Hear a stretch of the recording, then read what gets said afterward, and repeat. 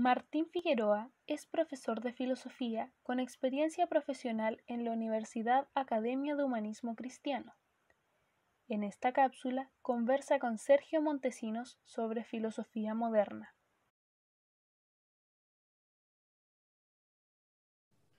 Sí, bueno, que cuando uno piensa en la modernidad, al llamarla quizás modernidad, ya tiende uno a pensar una cuestión así como unitaria, como unificada, como si fuera una sola cosa. Es como si fuera una sola modernidad, cuando quizás tal vez sería más propio hablar de distintas modernidades, o tal vez, como lo conversaban en otras ocasiones, hablar de ver la modernidad a partir de ciertas también contradicciones, distintas posturas, distintos problemas y posturas justamente en disputa, en pugna. En ese sentido, cabría hablar no solamente de la modernidad como un mero periodo de tiempo, digamos, sino también como una suerte de modernidades, de varias corrientes dentro de una pura denominación.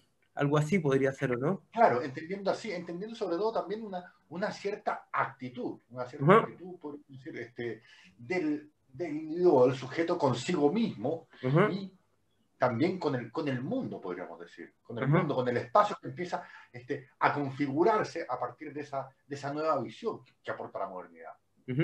Bueno, y también como docentes que nos ha tocado más de alguna vez enseñar, digamos, respecto a la modernidad, es más o menos claro que al menos la historia de la filosofía suele situar la inauguración de la modernidad en Descartes, ¿no?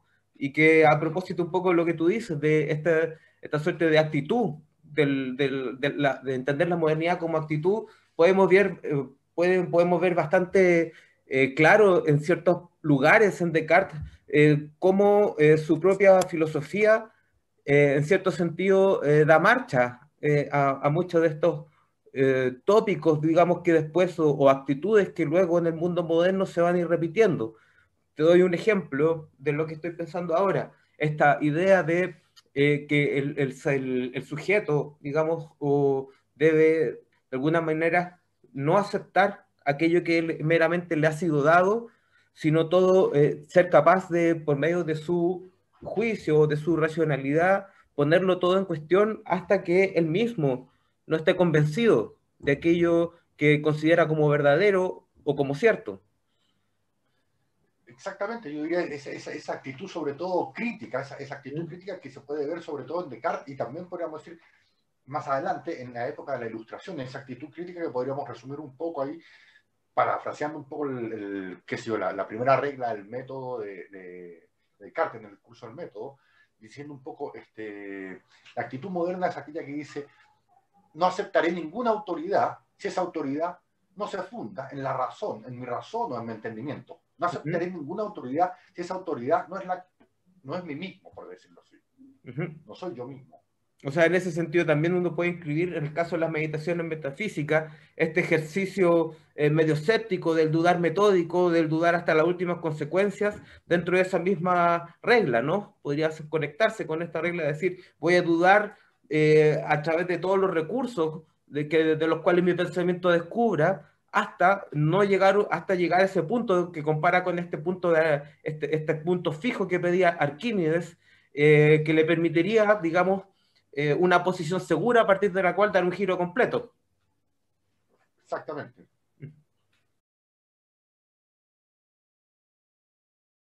Bueno, tú has citado el discurso del método, yo acabo de hablar de las meditaciones metafísicas, que son textos que en cierto sentido tienen un interés marcadamente teórico. Se trata de llegar a algo indubitable, se trata de conducir el saber para llegar a conocer de manera clara y distinta, por ejemplo, pero la modernidad tampoco puede ser reducida a, por decirlo así, un proyecto teórico que pretende conocer la verdad en contraposición a las verdades que le fueron legadas por la tradición o que simplemente han sido transmitidas por instituciones. También la modernidad es un proyecto que involucra aspectos prácticos como, por ejemplo, toda una suerte de de relación del ser humano con la naturaleza o de la civilización con la naturaleza que tal vez no está en la filosofía cartesiana propiamente tal, pero sí hay algo de ese sujeto que se va a relacionar posteriormente con una cierta actitud práctica del ser humano, tanto individual como especie, con la naturaleza. Sí, sí, sí, por supuesto que sí. O sea, lo veo, por ejemplo, ya que está citando esta cuestión, así como salir un poco de la cuestión del saber y llevarlo también a quizá una visión del mundo. Estoy pensando en el caso paradigmático un poco de Jean-Jacques Rousseau. Este pensador que uno reconoce como un pensador de la ilustración, como un pensador ilustrado, como un referente ilustrado, y sin embargo también ahí uno ve en él la impronta algo así de un comienzo, así una fuerza que uno asocia más bien al romanticismo. Uno podría pensar todas esas contradicciones de la modernidad en un pensador tan contradictorio como es a veces el propio Rousseau. Estoy pensando sobre todo, podríamos decir, en un texto de Rousseau, que no es cuando uno piensa en Rousseau, uno piensa inmediatamente en el contrato social claro. o el Emilio, que son textos, podríamos decir, que escribe el filósofo Rousseau, el ilustrado, pero sin embargo estoy pensando sobre todo en el segundo discurso, conocido como segundo discurso, que es el discurso sobre el origen de la desigualdad entre los hombres, donde Rousseau, podríamos decir, elabora lo que podríamos decir casi una filosofía moral, pero una filosofía moral que también contiene una ética, y en el fondo es un modo de vivir la vida, un modo distinto de vivir la vida tal como se ha llevado ahí. Y es ahí donde aparece esta crítica radical, podríamos decir, entre naturaleza y cultura. Donde Rousseau elabora esta figura famosa y podríamos decir famosa, pero no sé qué tan conocida también, del buen salvaje, de este hombre en el estado de naturaleza, y contraponer un poco ese estado de naturaleza podríamos decir, al estado que propone la sociedad civil. Podríamos decir, ese Rousseau, el segundo discurso que estoy pensando, es un Rousseau mucho más cercano al romanticismo, y podríamos decir, en cierto sentido, da impulso, yo creo, a lo que va a ser después el romanticismo, sobre todo el romanticismo alemán. Y por otro lado, me parece interesante Rousseau. ¿Por qué menciono este texto? Porque me parece interesante Rousseau sobre todo como una crítica temprana, podemos decir, a ese tipo de racionalidad inaugurada por Descartes. Ese tipo, podríamos decir, de pensamiento reflexivo, centrado en la certeza del yo.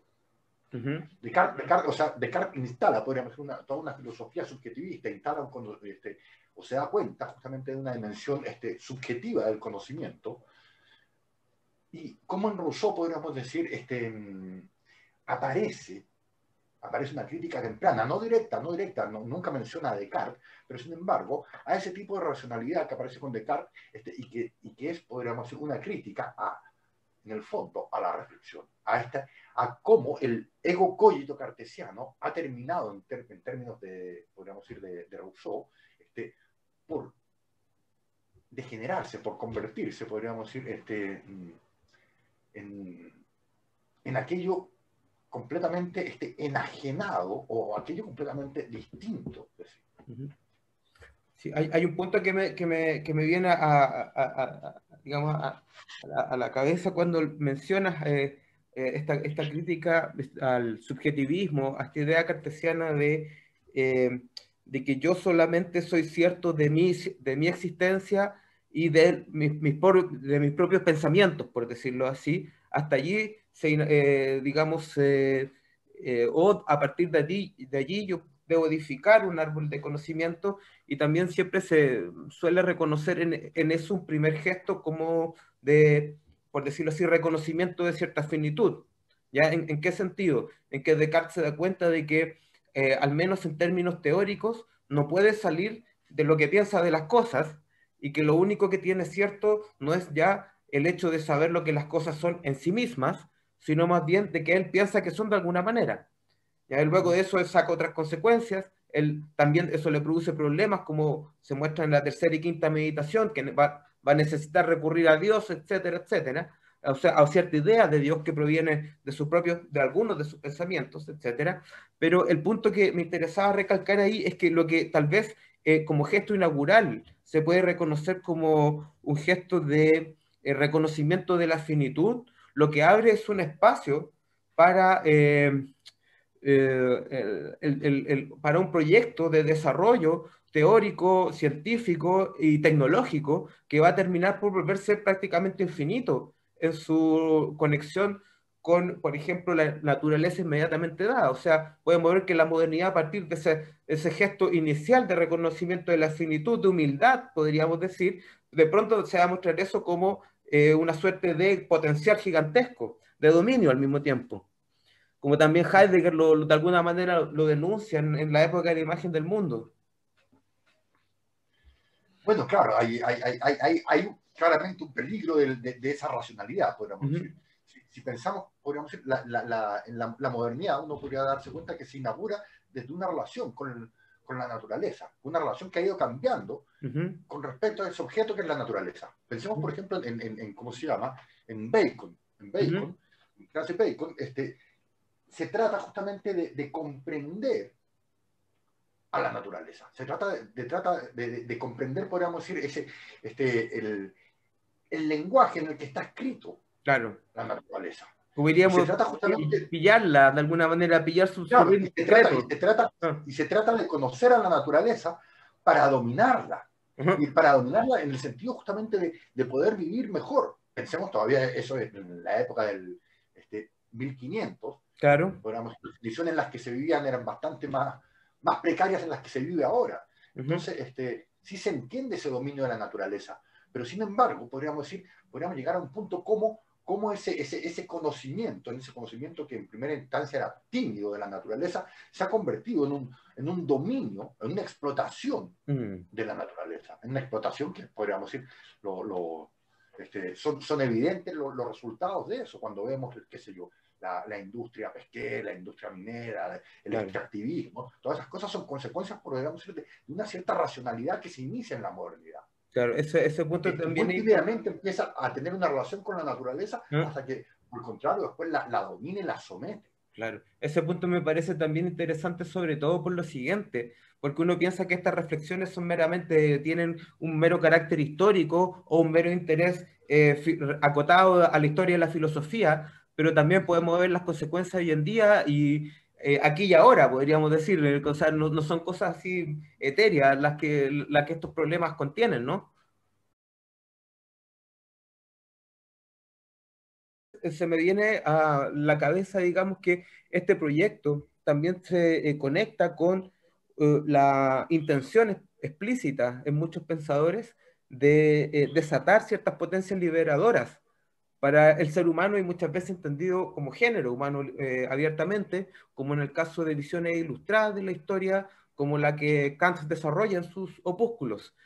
Entonces, lo que encuentro interesante es que por un lado se encuentra esta visión de comprender el horizonte de la historia que se abre con el conocimiento y con el desarrollo de nuevas tecnologías y con la dominación de la naturaleza, conectar todo este ámbito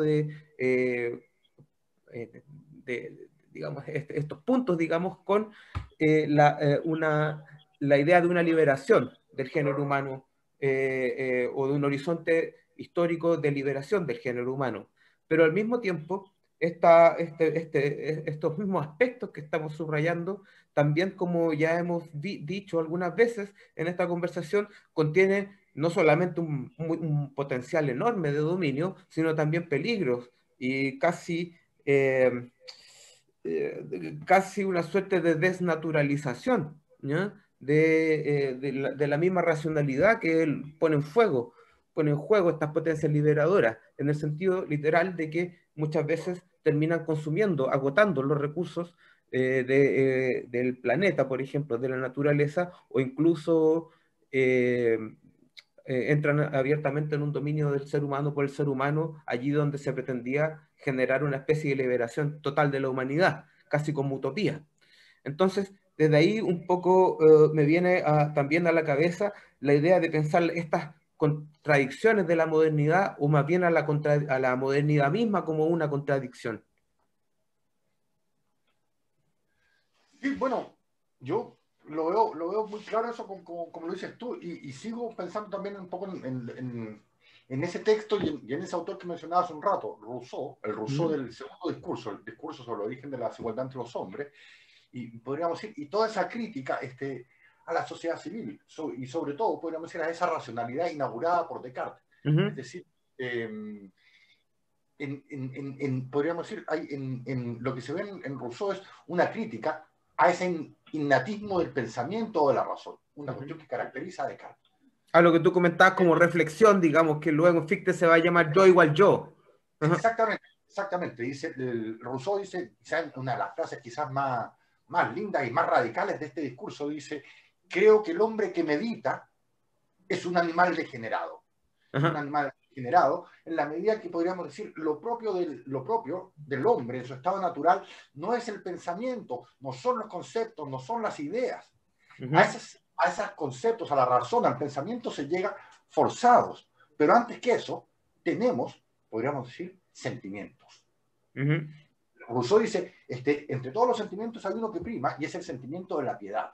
Dice, tan natural que hasta los animales dan muestra de ese sentimiento. Y ese sentimiento lo define como un no soportar ver sufrir al otro. Pero lo interesante de la piedad es que pone un problema ético ahí. Que podríamos decir, toda la ética de Rousseau está articulada de este modo. Es decir, el otro tiene prioridad por sobre mí, por sobre el yo, y podríamos decir, la naturaleza tiene prioridad por sobre el hombre. El hombre no es el lugar último de la creación, sino que podríamos decir, forma parte de la naturaleza. Y querer enseñorearse de la naturaleza, volverse tirano de la naturaleza, a la larga es también volverse tirano del hombre. Entonces, ¿cómo el hombre, podríamos decir, ha construido, por decirlo así, su propio infierno en este dominio de la naturaleza? ¿Cómo en ese dominio de la naturaleza pone en riesgo su propia naturaleza humana? Entonces, me interesa también esa idea de la piedad, un poco, porque en Rousseau podríamos decir, al decir que de todos los sentimientos que aparecen, que los sentimientos son anteriores que el pensamiento, que la razón, y que de todos los sentimientos el que aparece primero, el que prima, es el de la piedad, podríamos decir, la piedad es casi como el reverso de la racionalidad inaugurada por Descartes. ¿Por qué? Porque la piedad justamente consiste en un despojarse de mí mismo, un suspender mi mismidad. ¿Para qué? Para ponerme en el lugar del otro, para ser el otro. ¿Y cuál otro? El otro que está sufriendo, el otro que está en una condición, podríamos decir, de inferioridad con respecto a uno. Claro, entonces, allí... Sí, continúa. No, entonces me interesa ahí cómo la piedad, podríamos decir, es como el antecedente de la razón, lo que el pensamiento y la razón después van a reemplazar, y cómo justamente procede de modo completamente inverso. Es decir, si la racionalidad es concentrarme en mí mismo para conocer las cosas desde esa relación conmigo mismo, aquí se trata más bien de desprenderse de mí mismo para encontrarme con el otro. Hay una nota de Rousseau que me parece a mí notable, una nota de Rousseau que ya Lévi-Strauss reparaba en esa nota para plantear una idea, cómo Rousseau en cierto sentido sería el precursor o el inventor de las ciencias humanas. Cerca de 200 años antes de que aparecieran las ciencias, Rousseau ya se encontraba con ese problema, cuando podríamos decir, el trasfondo de este segundo discurso lo que pretende es un conocimiento del hombre. ¿Qué sabe en el siglo XVIII el hombre de sí mismo? ¿Qué sabe desde una perspectiva moral? Nada. En una época en que podríamos decir se plantean ciencias, conocimientos sobre los objetos más raros, el hombre no sabe nada de sí mismo. ¿Cómo pretende conocer si no conoce a aquello que es lo que conoce? Entonces, ahí hay un problema. Sí, hay un problema que también, por un lado, lleva o conduce a una exigencia moral importante, radical, estas reflexiones, ¿no? Que también posteriormente va a ser, por decirlo así, la tarea asumida, sino, aunque, digamos, el intento de resolución de este problema va a ser distinto, pero pensadores como Kant también se vieron influenciados por estos problemas de alguna manera denunciados. por Rousseau, ¿no? Sí, en cierto sentido, claro. Yo creo que es Rousseau, toda esta filosofía moral de Rousseau, la que despierta en Kant, sobre todo una inquietud Claro, que una lo va a llevar inquietud. hacia la historia, ya no hacia la moral. Rousseau decía, Kant decía de Rousseau, Rousseau es el Newton de la moral, y él a su vez se proponía ser podríamos decir, el Rousseau de la historia.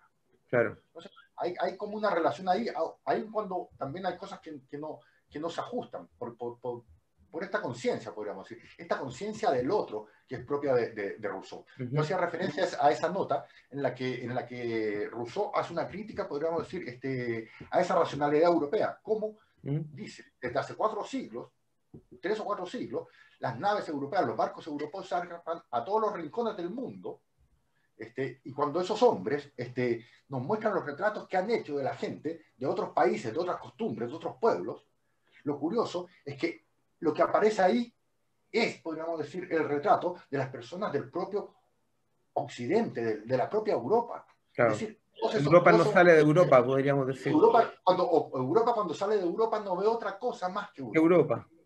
Exactamente. Entonces, Rousseau dice, ¿cómo podemos conocer al hombre con una racionalidad de ese tipo? Una racionalidad justamente que para comprender al otro parte de la idea de mí mismo.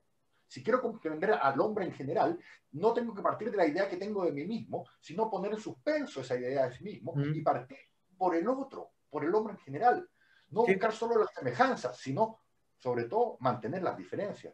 Ahora, el hecho de que el mismo Rousseau sea un pensador moderno, podríamos decir, nos instala en aspectos dicotómicos de la modernidad misma. O sea, no es necesario esperar a la posmodernidad para encontrar elementos críticos a esta suerte de solipsismo del yo que muchas veces se ha denunciado a propósito de la reflexión o de la subjetividad moderna, ¿no?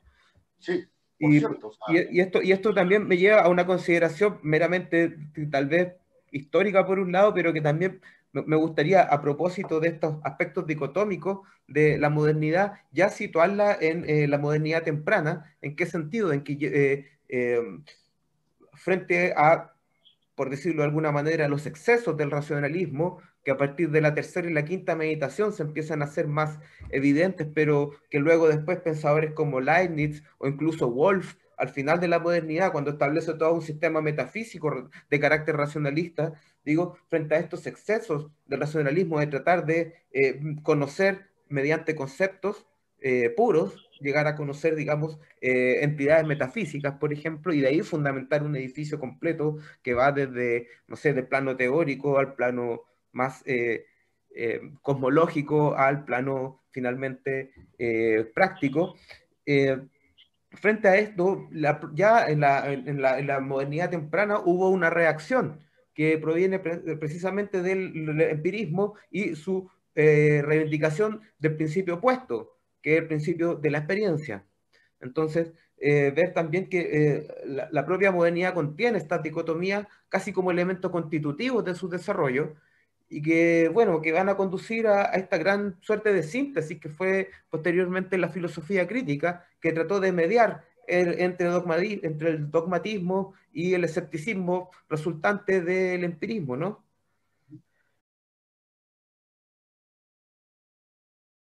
Tal vez como dato o como anécdota, o también para mostrar cómo la modernidad tampoco es pura linealidad, sino que también los pensadores circularmente se van reintroduciendo en su movimiento dicotómico, como hemos dicho, es que esta racionalidad que tú vienes denunciando como una suerte de racionalidad de corte, racionalidad de corte cartesiano, un poco solipsista, encapsulada en el yo, que no se abre a su propia diferencia, etcétera, pues esta racionalidad luego, la filosofía post-kantiana, se fue cada vez identificando con esta suerte de radicalización de la filosofía trascendental que Fichte llevó a cabo en su proyecto filosófico de una fundamentación de la doctrina de la ciencia, y particularmente su idea del yo, ¿ya? Esto muchas veces se le conoce como un idealismo de la convicción.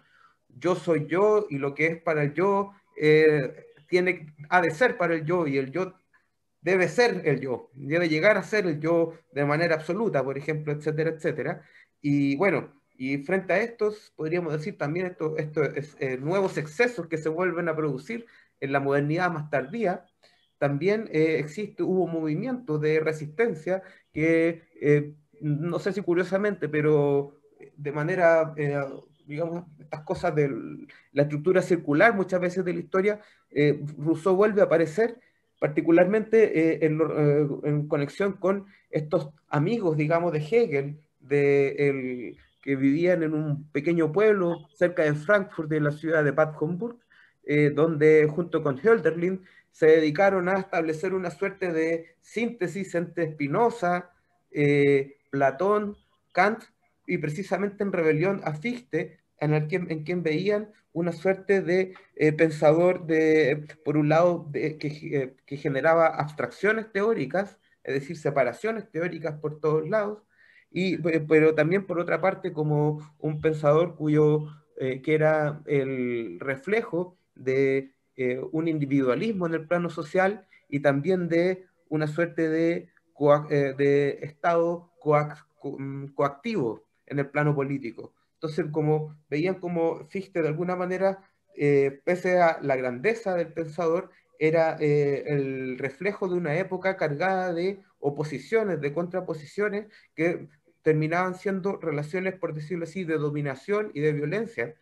Y para, digamos, escapar a estos peligros, digamos, que veían en la reflexión cristiana del yo igual yo, recurrieron a esta síntesis, como te decía, de Spinoza por un lado, de la sustancia espinosista, atravesada por Platón, por Kant y también, no menos, por Rousseau, ¿no? Entonces, en estos pensadores que lo más famoso naturalmente fue Hegel, Hölderlin, pero también fueron importantes dos de ellos, uno que se llamaba Jacob Zwilling y el otro Isaac von Sinclair, eran abiertamente rusonianos y vieron en Rousseau, encontraron en Rousseau, como ellos mismos dicen en algunas cartas, al significado del mito de Prometeo, en el sentido de que Prometeo había sido quien transmitió a los seres humanos el arte del fuego, y esto simbolizaba la ciencia y también las artes, las técnicas, y que, bueno, esto había conducido, digamos, no solamente al bien de los seres humanos, sino al suplicio eterno, que justamente está simbolizado por el castigo que los dioses le dieron a Prometeo por haber tenido la osadía de revelar la técnica a los seres humanos. Bueno, eso coincide con una cosa que Rousseau plantea y que él propone como Continúa, estoy aquí. que él propone como lo que sería la esencia del hombre. A diferencia, por ejemplo, que Descartes diría, la esencia del hombre es el pensar, Rousseau dirá, la esencia del hombre es la capacidad de perfeccionamiento. Ajá. Digamos, a esa capacidad de perfeccionamiento, Rousseau dice, a ella le debemos todos los bienes y a su vez todos los males del hombre. Podríamos decir, esa capacidad de perfeccionamiento no es sino, yo la concibo así por lo menos, entenderla como la división del tiempo, la división que tenemos los hombres del tiempo entre un pasado, presente y un futuro.